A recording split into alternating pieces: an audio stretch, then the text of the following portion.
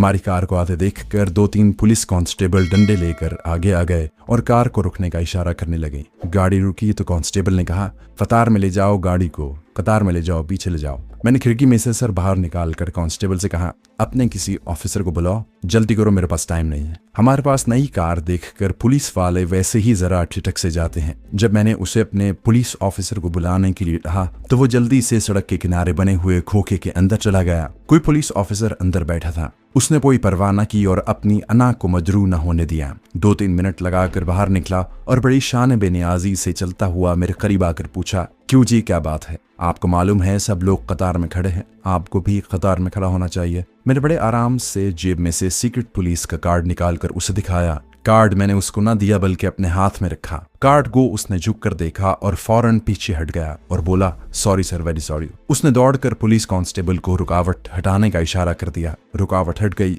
और हमारी कार जम्मू शहर में दाखिल हो गई। गाड़ी जब एक पुराने मंदिर के करीब से गुजरी, ड्राइवर ने मुझसे पूछ लिया कि सर आपको किस मोहल्ले में जाना है। मैं क्या बताता, ये शहर मैं पहली बार देख रहा था। जिस खास आदमी से मैं मिलने जा रहा था उसके मोहल्ले का नाम मैं बताना नहीं चाहता था। मैंने ड्राइवर से कह दिया, तुम ऐसा करो, कंपनी बाग चलो, वहां से हमारा घर करीब है, मैं वहां उधर जाऊंगा और तुम वापस चले जाना। गुल खान ने कहा था कि उस खास आदमी का मकान कंपनी बाग की एक करीबी बस्ती में है। उस बस्ती का नाम जहां लेना मुनासिब नहीं। जम्मू का कंपनी बाग एक नहर के किनारे पुराने रेलवे स्टेशन के करीब ही वाक़ है। उसकी एक जानिब दरिया गुजरता है। यहाँ तकसीम मुल्क के बाद 2-3 नई आबादियां पड़ गई हैं, जिनमें से शास्त्री नगर और गांधी नगर बड़ी मशहूर हैं। जम्मू में मौसम दिन के वक्त इतना ठंडा नहीं होता था, साए में खून की जरूरत थी। शहर के मकानों की बनावट पहाड़ी इलाकों जैसी थी। सब मकानों और कोठियों की छतें तिलवानी थीं। कंपनी बाग के रास्ते में कई मंदिर आए।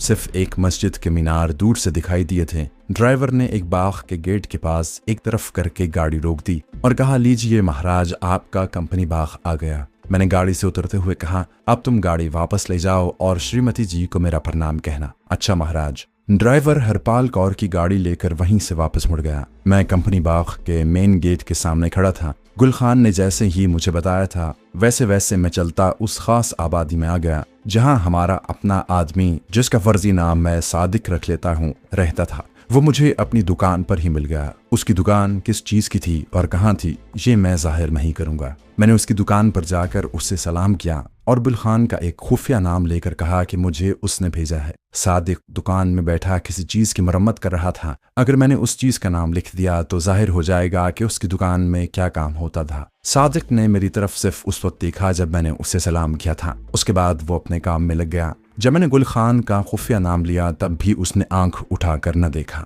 मैं चुपचाप बैठा रहा। सादिक ने नौकर से कहा, चाय ले आओ। चाय आ गई। सादिक ने कपड़े से हाथ साफ करते हुए चाय प्यालियों में डाली, साथ बिस्किट भी थे। अब उसने खास कोड अल्फाज में एक जुमला बोला। उसके जवाब में मैंने वही जुमला बोला जो गुल खान ने मुझे याद कराया था। सादिक ने खुफिया कोड का दूसरा जुमला बोला। मैंने भी कोड वाला दूसरा जुमला बोल दिया। तब सादिक खामोश हो गया। वो चाय पीते हुए दुकान के बाहर बाजार में से आते जाते लोगों को देख रहा था। दुकान में एक ग्राहक मौजूद था जिसको सादिक का नौकर कुछ चीजें दिखा रहा था। जब ग्राहक चला गया तो सादिक ने नौकर से कहा, रामू भाग कर सिगरेट ले आ। ये नौकर हिंदू डोगरा था। वो दुकान से निकल गया तो सादिक ने चाय पीते हुए मेरी तरफ देखे बगैर मुझसे पूछा, पहले कभी जम्मू आए हो? मैंने कहा, बिल्कुल नहीं, पहली बार यहाँ आया हूँ। वो खामोशी से चाय पीता रहा। उसकी निगाहें बाजार पर लगी थी। फिर उसने प्याली में कप रखते हुए कहा, ये जो बाजार है इसकी बाएं जानिब चलते जाना। पहले एक गली आएगी, वो गली छोड़ देना। उसके बाद एक और गली आएगी जिसके बाहर कमेटी का नलका लगा होगा। उस गली में दाखिल हो जाना। वहां तुम्हें गोदाम नजर आएंगे। आखिर में एक गोदाम आएगा, उसके दरवाजे पर ताला लगा होगा। मैं तुम्हें चाबी देता हूँ। ताला खोल कर गोदाम में मेरा इंतजार करो। अंदर से दरवाजे को चटखनी लगा देना। मैं आकर आवाज दूंगा और पूछूंगा, प्रताप सिंह दफ्तर से आ गए हैं। फिर तुम दरवाजा खोल देना। सादिक ने अपनी वॉस्केट की अंदरूनी जेब में से मुझे ताले की चाबी निकाल कर दी और कहा, चले जाओ। मैं उठकर बाजार में आ गया और बाईं तरफ चल पड़ा। कुछ दूर चलने के बाद एक गली आई। मैंने वो गली छोड़ दी। दूसरी गली जिसके बाहर कमेटी का नलका लगा हुआ था, मैं उस गली में दाखिल हो गया। गली की दोनों जानिब गोदामों के दरवाजे थे जो बंद थे, जहां कोई मकान बज़ाहिर नजर नहीं आ रहा था। आखिरी गोदाम का ताला खोलकर मैं अंदर चला आया और दरवाजे को बंद करके चटखनी लगा दी। अब मैंने माहौल का जायजा लिया। ये एक लंबा सा कमरा था जिसमें बहुत सारा सामान पड़ा था। लकड़ी के खोखे और बक्स भी थे। गली वाली दीवार के रोशनदान में से दिन की रोशनी अंदर आ रही थी। एक धीमी रोशनी वाला बल्ब छत के साथ लटका जल रहा था। कुछ टूटा फूटा फर्नीचर भी पड़ा था। मैं एक स्टूल पर बैठकर सादिक का इंतजार करने लगा। कोई 15-20 मिनट के बाद बाहर से किसी ने दरवाजे पर आहिस्ता से दस्तक दी और पूछा, प्रताप सिंह दफ्तर से आ गए हैं। मैंने चटखनी उतार कर दरवाजा खोल दिया। सादिक अंदर आ गया। अंदर आते साथ ही उसने दरवाजा बंद करके चटखनी लगा दी और मुझे इशारे से अपने पीछे आने को कहा। गोदाम के कोने में भी एक छोटा सा दरवाजा था। सादिक ने उसे खोला। अंदर एक कोठरी थी। उसकी खिड़की वगैरह नहीं थी। सादिक ने बटन दबाया। छत से लगा बल्ब रोशन हुआ, जहां एक चारपाई और 3 पुरानी कुर्सियां पड़ी थीं। सादिक ने मुझे कुर्सी पर बैठने को कहा और खुद चारपाई पर बैठ गया। फिर मेरी तरफ गौर से देखने लगा। तुम पंजाबी मुसलमान लगते हो, पाकिस्तान के किस शहर से आए हो? मैंने उसे मुख्तसर अल्फाज में अपने आने का मकसद बयान कर दिया। वो मुस्कुराया, माशाअल्लाह। फिर कहने लगा, कमाल शाह साहब ने तुम्हें कितने महीने कमांडो ट्रेनिंग दी है? 6 महीने। इसका मतलब है कि तुम फुल कमांडो बन चुके हो, वरना कमाल शाह ज्यादा से ज्यादा 3 महीने ट्रेनिंग देते हैं। मैंने उसे बताया कि मुझे गुल खान ने भी हाई एक्सप्लोसिव्स की ट्रेनिंग दी है। सादिक ने मुझसे पूछा, गुल खान ने तुम्हें टैबलेट बम दिए हैं? मैंने जेब से स्प्रो टैबलेट बम की टिक्कियां निकाल कर उसके सामने रख दी और उसे वो नुस्खा भी दिखाया जिस पर दारचीनी, इलायची, काली मिर्च वगैरह के नाम और मिकदार लिखे हुए थे, मगर ये सारे अल्फाज कोड वर्ड थे और उनको खोलने यानी डीकोड करने से टैबलेट बम खुद तैयार करने का फार्मूला जाहिर होता था। गुल खान ने मुझे वो नुस्खा भी बता दिया था जिसकी मदद से मैं इलायची, दारचीनी और काली मिर्च के अल्फाज और हुरूफ को डीकोड करके फार्मूले में तब्दील कर सकता था। गुल खान ने स्प्रो टैबलेट बम का फीता मुझे वापस करते हुए कहा, कोई पूछे तो कह देना कि सर दर्द वाली स्प्रो की टिक्कियां हैं। फिर उसने एक कश्मीरी हुर्रियत पसंद कमांडो का नाम लिया और कहा, तुम उस कश्मीरी मुजाहिद को जाकर रिपोर्ट करोगे। यूं समझ लो कि उस आदमी से मिलने के बाद अपनी मंजिल पर पहुंच जाओगे। मैंने पूछा, ये कश्मीरी कमांडो मुझे कहाँ मिलेगा? सादिक बोला, जम्मू से तुम कश्मीर जाने वाली लारी में बैठकर श्रीनगर जाओगे। श्रीनगर शहर के दरमियान में दरियाए जेहलम बहता है।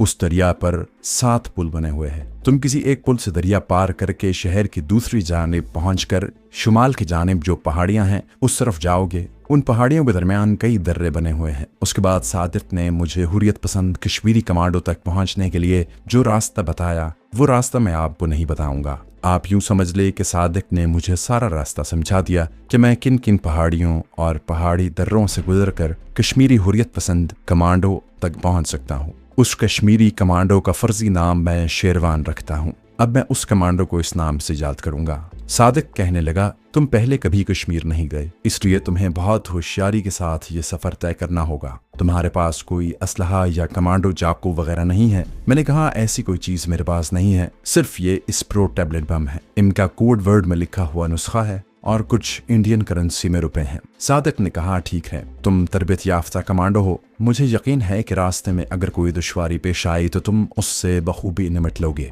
मैंने खुदा जाने क्यों सादिक को पंजाब सीक्रेट पुलिस का वो खुफिया कार्ड न दिखाया जिस पर वो खास नंबर लिखा हुआ था और जिसको देखकर पुलिस भी घबरा कर मुझे रास्ता दे रही थी। बस मैंने यही सोचा कि इस खुफिया कार्ड को खुफिया ही रखा जाए तो बेहतर है। सादिक को बताने की कोई खास जरूरत महसूस न हुई। वो कहने लगा, श्रीनगर 1 दिन 1 रात का सफर है। तुम्हें पुराने रेलवे स्टेशन के करीब जम्मू श्रीनगर लारी अड्डे से कोई ना कोई बस लारी मिल जाएगी। रास्ते में किसी से ज्यादा बात ना करना। CID के आदमी तकरीबन हर लारी में ही होते हैं। तुम्हें ज्यादा बताने की जरूरत नहीं है। तुम तरबियत याफ्ता कमांडो हो, हालात देख कर बात करना, लेकिन अपने आप को मुसलमान जाहिर न करना। कोई बहुत पूछे तो कह देना कि कश्मीर की सैर करने जा रहा हूँ। आजकल वहाँ सेबों का मौसम है। कश्मीर के सेब इसी मौसम में होते हैं। मैंने सादिक से पूछा कि मुझे जम्मू से किस वक्त चलना चाहिए। उसने कहा, आज की रात तुम जम्मू में ही रहोगे, कल सुबह होने से पहले अड्डे पर पहुंच जाना। मैं तुम्हारे साथ नहीं जाऊंगा, तुम्हें अकेले ही लारी अड्डे तक जाना होगा। अब पहले मैं जाऊंगा। मेरे जाने के 10 मिनट के बाद तुम गोदाम को ताला लगाकर मेरी दुकान पर आ जाना। हम वहीं खाना वगैरह खाएंगे। रात तुम मेरी दुकान में ही बसर करोगे। मैं एहतियातन तुम्हें अपने मकान पर नहीं ले जा रहा, जहां 2 वजह से सिक्योरिटी बड़ी सख्त कर दी गई है। एक वजह यह है कि सिख खालिस्तान बनाने की जबरदस्त तहरीक चला रहे हैं। जम्मू के सिख इस तहरीक के हामी हैं और कुछ कश्मीरी मुसलमानों की जिद्दोजहद आज़ादी की भी हिमायत करते हैं, मगर खुलकर नहीं। दूसरी वजह कश्मीरी हुर्रियत पसंदों की तहरीक आज़ादी कश्मीर है, जिसके शोले सारे मकबूजा कश्मीर में फैल चुके हैं। जगह जगह खुफिया पुलिस के आदमी अजीब अजीब हुलियों में घूम फिर रहे हैं। तुम्हें उनसे भी खबरदार रहना होगा। अब मैं जाता हूँ। सादिक चला गया। उसके जाने के 10 मिनट बाद मैं भी गोदाम बंद करके गली में से गुजर कर बाजार में आ गया और फिर उसकी दुकान पर पहुंच गया। उस वक्त दुकान पर एक गाहक और सादिक का हिंदू मुलाजिम भी मौजूद था। सादिक ने मुझे देखकर कहा, महाराज आपके काम में जरा देर लगेगी, आप घर चलें, मैं लड़के के हाथ पहुंचा दूंगा। मैंने कहा, कोई बात नहीं शाहजी, मैं यहीं बैठकर इंतजार कर लेता हूँ, मुझे कोई खास काम भी नहीं है। सादिक किसी चीज की मुरम्मत कर रहा था। मैं उस चीज का नाम नहीं लिख रहा। वो कहने लगा, आपकी मर्जी है। मैं दुकान के अंदर कोने वाले बेंच पर बैठ गया। दोपहर हो चुकी थी। सादिक ने हिंदू मुलाजिम से कहा, रामू तुम्हारे पिताजी बीमार हैं, तुम छुट्टी क्यों नहीं कर लेते हैं? जाकर पिताजी की सेवा करो, तुम्हारी माता अकेली होंगी। रामू खुश होकर बोला, उस्ताद जी मैं आपसे छुट्टी मांगते हुए डर रहा था। सादिक ने कहा, नहीं नहीं, डरने की क्या बात है, जाओ छुट्टी करो, मैं काम संभाल लूंगा, आज कोई ज्यादा काम भी नहीं है। मैं समझ गया कि सादिक ने जानबूझकर अपने हिंदू मुलाजिम को दुकान से रुखसत कर दिया था। रामू चला गया। दूसरे ग्राहक भी चले गए तो सादिक कहने लगा, यहाँ किसी का कुछ पता नहीं कि किसको खुफिया पुलिस ने अपने साथ मिला रखा है। खास तौर पर अपने हिंदू मुलाजिम पर तो मुझे बिल्कुल एतबार नहीं है। अब तुम ऐसा करो, दुकान के पीछे जो कोठरी है वहां जाकर आराम करो, हम वहीं बैठकर खाना खाएंगे। मैं दुकान की पिछली कोठरी में आकर चारपाई पर लेट गया। न जाने क्यों मुझे हरपाल कौर का ख्याल आ गया। उस औरत ने नादानिस्ता तौर पर मेरी बड़ी मदद की थी। उसकी वजह से मैं बेफिक्र होकर जम्मू पहुंच गया था। फिर उसी की वजह से मेरे हाथ इंडियन सिक्योरिटी पुलिस का वो खुफिया कार्ड आ गया था, जिस पर लिखा हुआ पुरसरार नंबर मेरे बड़े काम आया और आगे चलकर भी काम आने वाला था। जब सादिक का घरेलू मुलाजिम उसके लिए खाना लेकर आया तो सादिक ने दुकान का दरवाजा बंद कर दिया और खाना लेकर कोठरी में आ गया। कोठरी में गर्मी बिल्कुल नहीं थी। ये पहाड़ी इलाकों में सितंबर का मौसम था। जम्मू अगरचे कोहे मरी और कश्मीर की तरह का पहाड़ी इलाका नहीं, फिर भी वहां पंजाब के मैदानों वाली गर्मी बिल्कुल नहीं थी। हम दोनों ने खाना खाया, उसके बाद मैं वहीं सो गया। रात तक सोया रहा। सादिक ने कोई 8 बजे रात दुकान बंद की तो मुझे कोठरी में सुला दिया। कोठरी के पीछे एक छोटा सा दरवाजा था जहां एक तंग सा सहन था। उसी सहन में गुस्ल खाना मौजूद था। सादिक जाते हुए कह गया कि मैं सुबह सुबह आऊंगा। मैं बड़े मजे से सारी रात आराम से सोया रहा। सुबह सुबह सादिक आ गया। उस वक्त पौ फट रही थी। सादिक कहने लगा, अब तुम जहां से निकलकर सीधे लारी अड्डे पहुंचो, कोई रिक्शा तांगा ले लेना। उसे कहना पुराने जम्मू रेलवे स्टेशन के सामने जो लारी अड्डा है वहां ले चले, वहां से श्रीनगर को लारियां जाती हैं। बाकी मैंने कश्मीरी कमांडो की बाबत तुम्हें जो समझा दिया है उसे याद रखना और उसी को जाकर रिपोर्ट करना। मैंने तुम्हें जो खास शेर याद कराया है, ये शेर सिर्फ कश्मीरी कमांडो को अलग जाकर सुना देना और कहना कि मुझे इस शेर के शायर ने तुम्हारे पास भेजा है। वो समझ जाएगा कि तुम कौन हो और किस गरज से उसके पास आए हो। बाकी बातें तुम उससे ज़बान ही कर लेना। अब खामोशी से दुकान में से निकल जाओ। मैं मुंह हाथ धोकर पहले ही तैयार बैठा था। सादिक से मुसाफा किया और दुकान से बाहर निकलकर बाजार में एक तरफ चलने लगा। अभी जम्मू शहर में दिन की रोशनी पूरी तरह नहीं हुई थी। दूर से किसी मंदिर की घंटियों की आवाज़ सुनाई दे रही थी। एक साइकिल रिक्शा भी मिल गया। मैं उसमें बैठकर जम्मू श्रीनगर लारी अड्डे पर आ गया। यहाँ एक लारी काफ़ी देर पहले श्रीनगर के लिए रवाना हुई थी। दूसरी लारी के लिए टिकट खुल गए थे। लारी अड्डे की ऊंची छत के नीचे इधर उधर कुछ लोग बैठे नारियल का हुक्का पी रहे थे। कुछ सवारियां सो रही थीं। मैंने श्रीनगर का टिकट खरीदा और एक तरफ खाली बेंच पर बैठ गया। यहाँ जम्मू आने के बाद पहली दफ़ा मैंने 2 फौजियों को देखा। वो वर्दी में थे। वो टिकट वाली खिड़की की तरफ जाते हुए मेरे करीब से गुजरे तो बल्ब की रोशनी में मैंने उनके कंधे पर जम्मू कश्मीर राइफल्स लिखा हुआ पढ़ा। ये दोनों डोगरा फौज के जवान थे। उन्होंने फौजी थैले उठाए हुए थे और उनकी राइफलें स्लिंगों के साथ कंधों पर लटकी हुई थीं। उनकी वर्दियां गर्म थीं। जाहिर है वो कश्मीर के महाज पर जा रहे थे जहां यकीनन सर्दी पड़ रही थी। मैंने सिगरेट सुलगा लिया था और खामोश बैठा मज़े से सिगरेट पी रहा था और माहौल का जायजा भी ले रहा था। इतने में एक खाली लारी आकर एक तरफ खड़ी हो गई।